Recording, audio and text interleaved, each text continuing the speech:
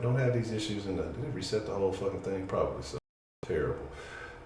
Issue, but then the signal's showing that it's just fine. And I think we're back. I think we may be back. We will, we'll see.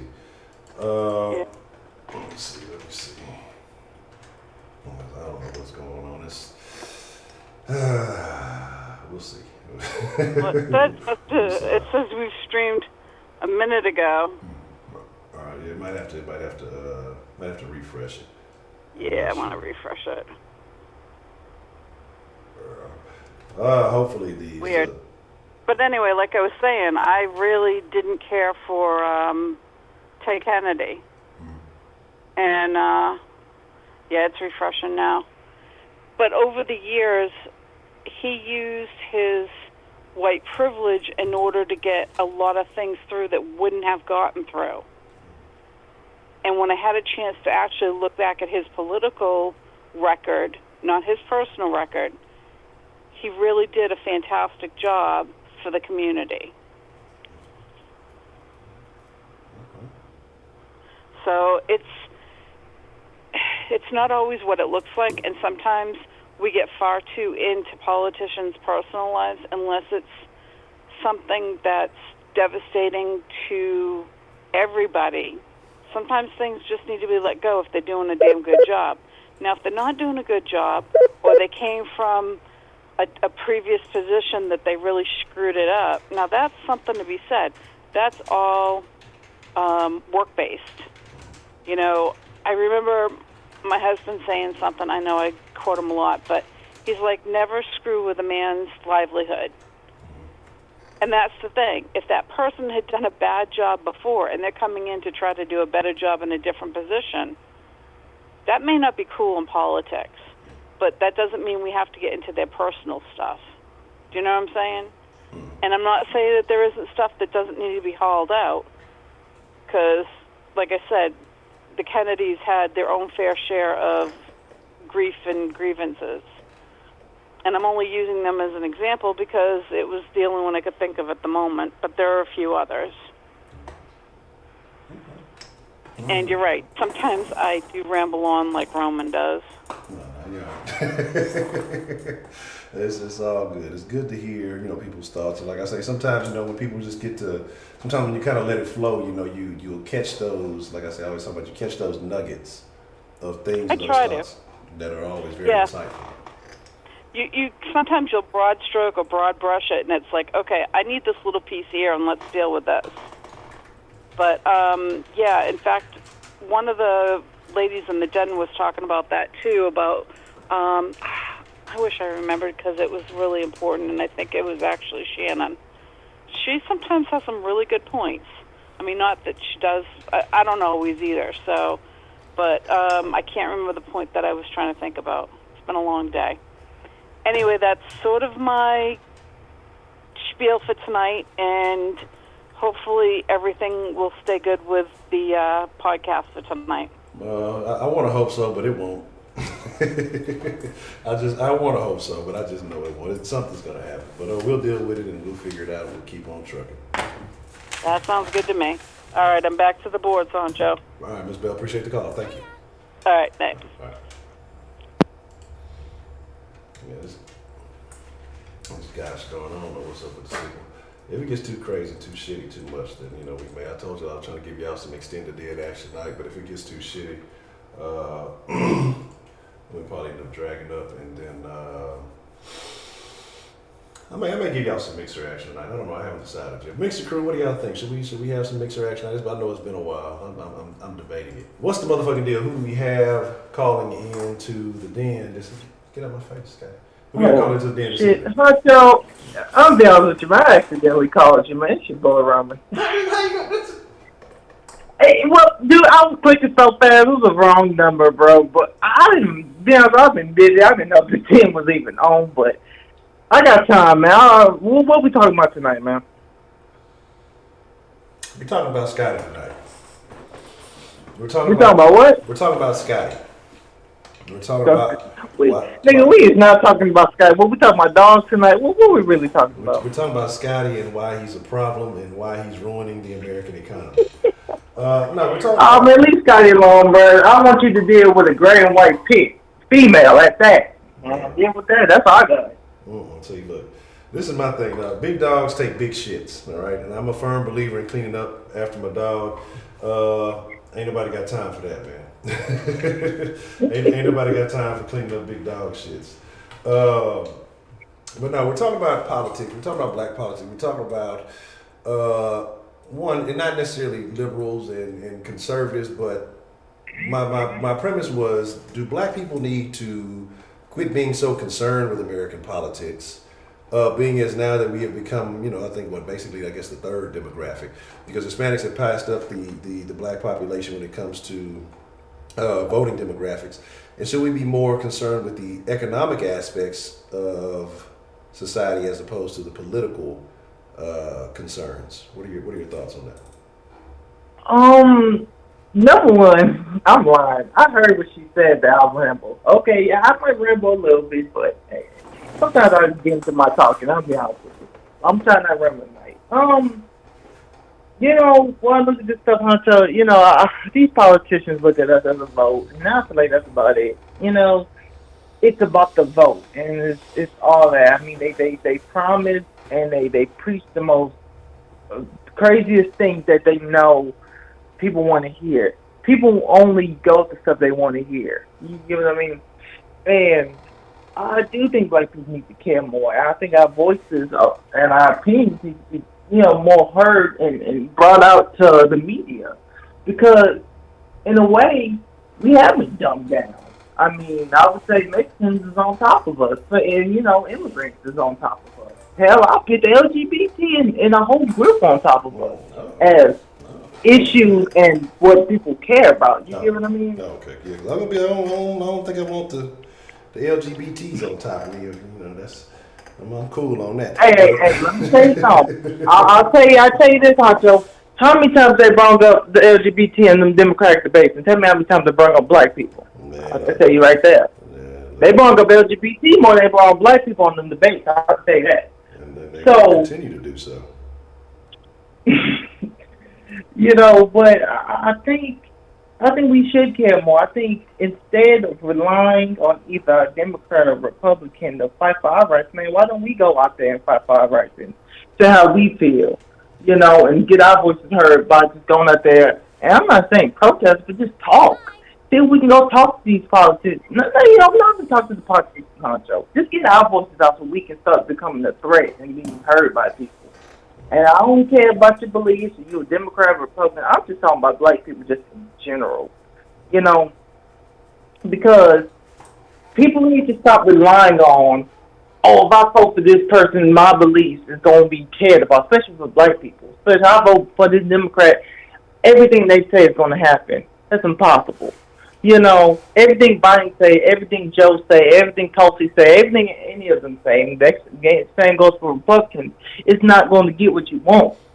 Because people kind of forget. People forget there's a House and there's a Senate. There's majority leaders for both of them.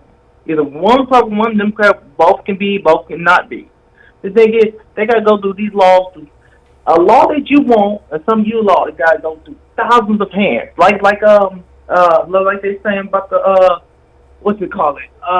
the take away all student debt.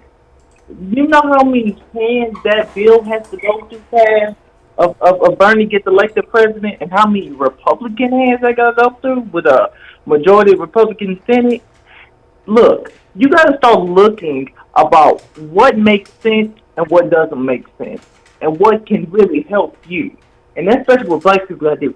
We can't always look at these politicians and look at this stuff face front.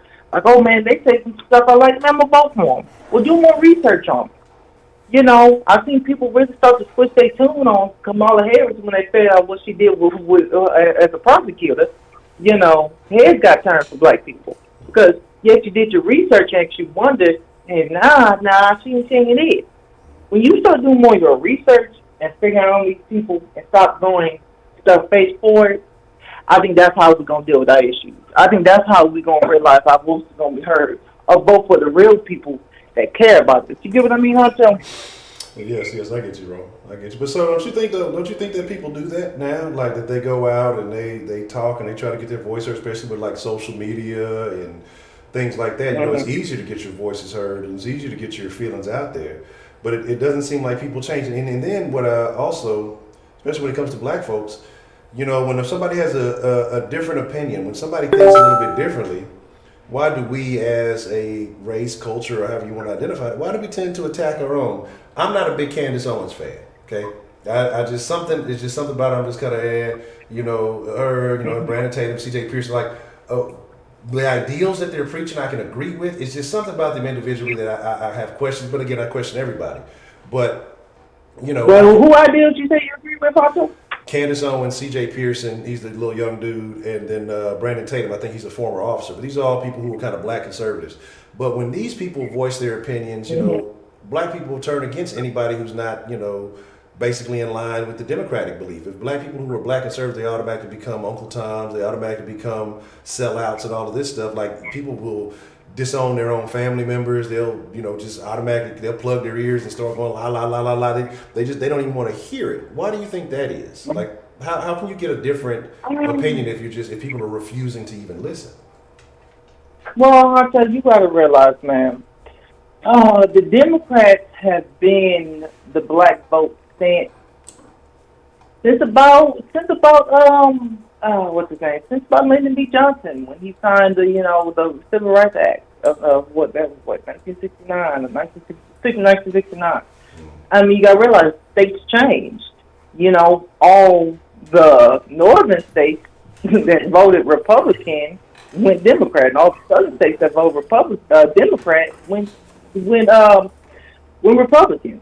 It's been a switch, and the thing is, you got to realize what Democrats have always, since that bill, I think that's always have a living effect of, well, they for us. And let's be honest, man, the first vote that for a long time that Democrats have cast for is the black vote. So you got to realize, Honcho, this is about your grandma's, maybe grandma's vote. So it goes down to you, it goes down to your mama, then it goes down to your grandma, then your mama, then down to you, then you get what I mean, down to your aunt. And that mind of thinking a lot of times doesn't change because other views are not seen in a lot of times in black households. A Republican side, a more, independent side of viewing of politics. This has been that same politics for generations and years, what has been said. So you got to take accountability that's why black people have always voted for Democrats. It's been there for generations, So, why do we attack each other, Honcho? I think, like I said, I think it's been for generations. And like I said, I think black people, I think it's like this, Honcho. And I'm going to say this is a black guy. I think this is a person thing. When people are saying something that most people agree with and somebody else disagrees with that, people have a problem with that. Good example, we always talk about the LGBT. A lot of people support the LGBT. But when the one person goes against it, that's horrible. That's a person thing. You get what I mean? But it's heavily in the black community. We just don't want somebody to think differently. Sometimes the Republicans do say the truth, but we just don't want to hear it. I'll be honest with you. I mean, look, I would say I agree more left. I've said that before. But some things the Republicans say about black people, shit, it's true. So I think it's just like that, Honcho. Sometimes people say the truth, but they don't accept that truth. Or people have been told a lie for so many years, and they grown it to become true. So now that creates the effect that, man, everything I say or everything I vote for, that's right. You're crazy. You get what I mean? And I think it's that, Honcho. I just think people just don't want to sometimes accept the truth, and I just think it's a generation thing. I think it's just been there forever, and I really don't think black people are ever going to sway away from the black vote. From the Democratic vote. Unless you have a Republican that can speak things that black people want to hear, But what do you think those things would have to be that a Republican would have to say that would still be in line with conservative views that black people want to hear at this point? Well, people kind of forget that Obama, yeah, he was technically a Democrat, but he said he modeled himself as a moderate Republican from the 50s. People forget that. So if you have a lot of issue with Obama, he modeled himself as a moderate Republican. Just remember that. But, what was about that? I think what a Republican has to say to get black people, you know, in a way, I look at a lot of people disagree with this, but Hunter, they got to say the truth.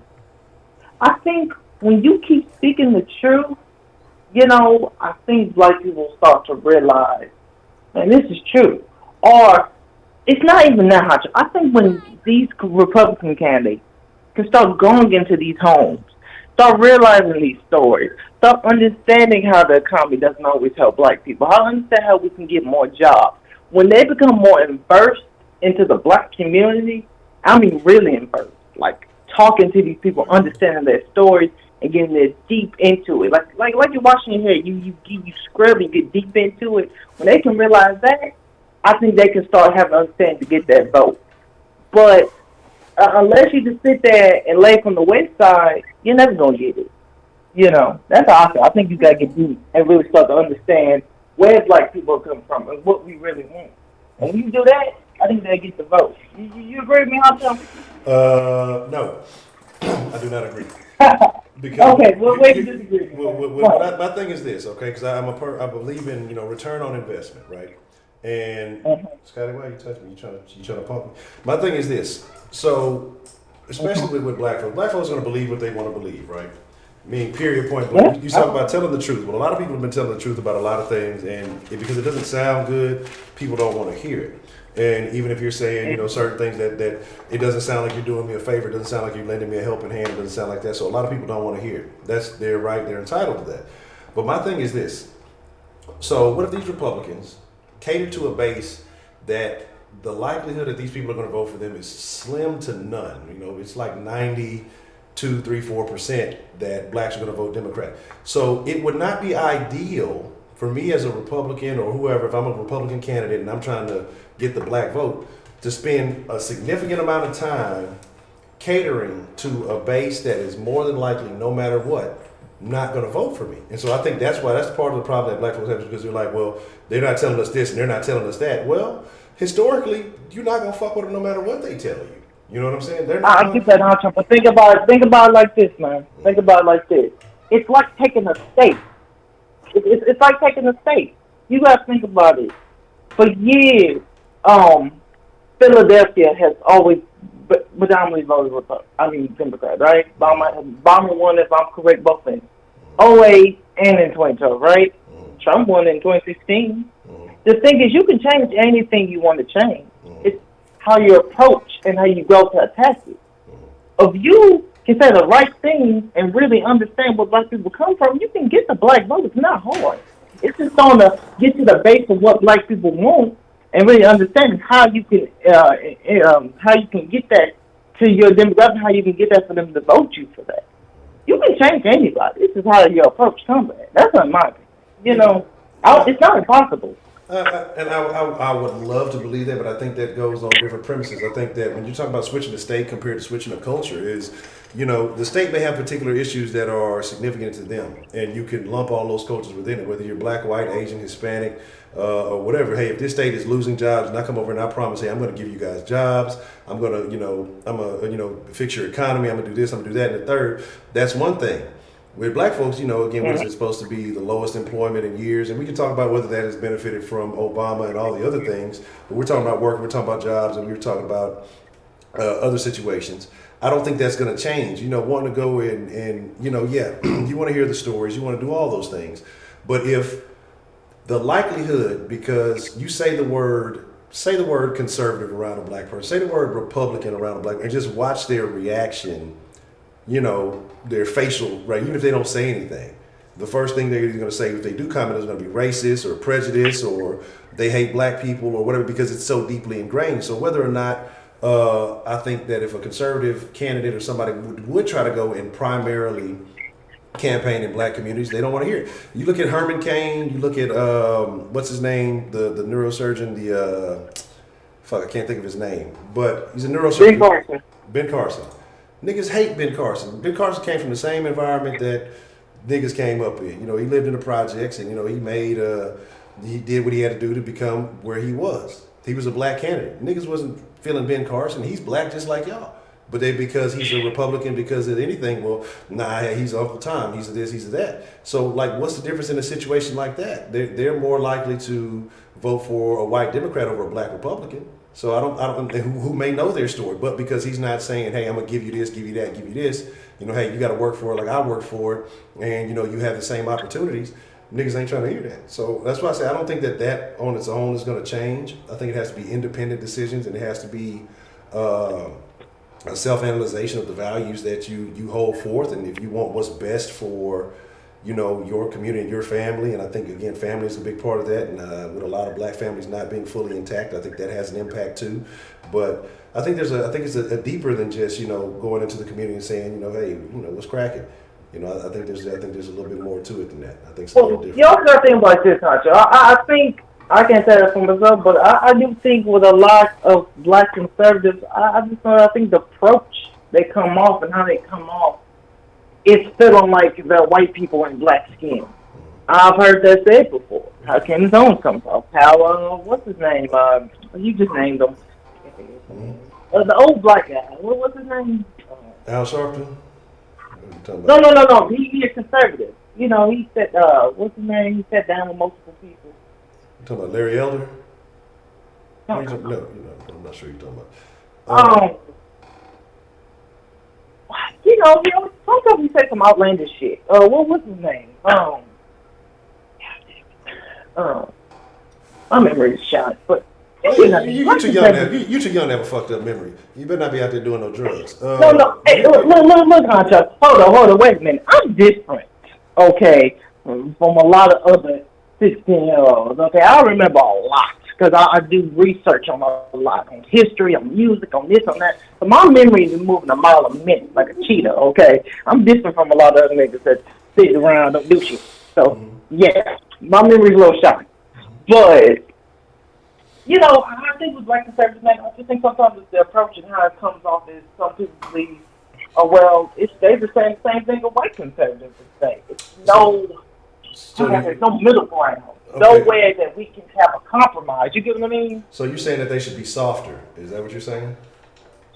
I'm not saying softer. I'm saying let's find a middle ground that's something we can both agree with. I think when you just agree with everything a white conservatives say, it turns black people off like, but then you just like them. It's like, damn. Okay. But if that's your beliefs, then that's your beliefs, right? So what's the difference between believing everything that a white liberal says? Because you got a lot of black people that do. I know, but you're trying to be a black conservative and trying to get black people to come to your cause that don't originally come from your cause. Find a middle ground that y'all can agree on. Well, what is that middle ground? You know what? I don't know, because I ain't a black conservative. But if you want the black vote, find it. There is no middle ground. Like I said, as soon as you say the word conservative, as soon as you say the word Republican, black ears are going to turn off. Because at the same time you're saying that, it's like a white person with black skin, but at the same time you hear black people say, hey, well, if you get pulled over by the cops, you get this, it don't matter what, your skin is the same. So it's either the skin is an issue or it's not. Or, I mean, it's the beliefs. I think there's just so many layers to it. And to me, it's about, if a person... But the only thing about that, though, it's not every black person who's not going to listen to you say you're conservative. It's going to be a lot. But you can manage to gravitate those little, you can get a lot. Let's say the room a room with 100 people in it, right? If your ass can manage to at least get 20, man, that 20 can do a lot because that's 20 voices getting all those rest of those 100 people those 100 people in there. So there's more voices starting to think, man, that could be right, man, that could be right. And that's bam. That 20 turned to 25. That 25 turned to 30. That 30. Robert, do you talk to black people do you talk to black people on a regular basis? You said I talk to black people on what? Yeah. Do you talk to black people on a regular basis? Yeah, I mean shit. Yeah, well I go to predominantly black, so yeah. Okay. So when black people don't want to hear something, or when black people have a particular point they're trying to make and they want to tune you out, or they want to emphasize their argument over yours, no matter how much sense you may be making. What is the go-to action that a lot of black people do when they're trying to emphasize a particular point? Oh my God, how really? You're trying to play this card on me? No, I said no. You didn't hear the key word I said. I say certain people, not every single one. But I get what you mean. What you're trying to say. But this is what I'm saying. But have you, as one black person, having a one-to-one conversation, not even what you say, 30 against 70, and that 30 is already 6 times the average amount of niggas that would listen in the first place. But what I'm saying is a one-to-one conversation. Have you ever had a one-to-one conversation with somebody about something that they vehemently opposed? Mm-hmm. What is the general action that they do when somebody is trying to emphasize something? What is the black action? I ain't trying to hear that shit. What is the black action, Roman? You know what I'm talking about. You know exactly what I'm saying. Don't try to play that card with me, bro. What card? I'm not playing a card. I'm gonna play the whole deck. What is the action? If a nigga don't, you already know niggas gonna say nigga please, bro. If nigga don't want to hear something, they gonna tune you out. If you try to continue on that conversation, they gonna clap you out.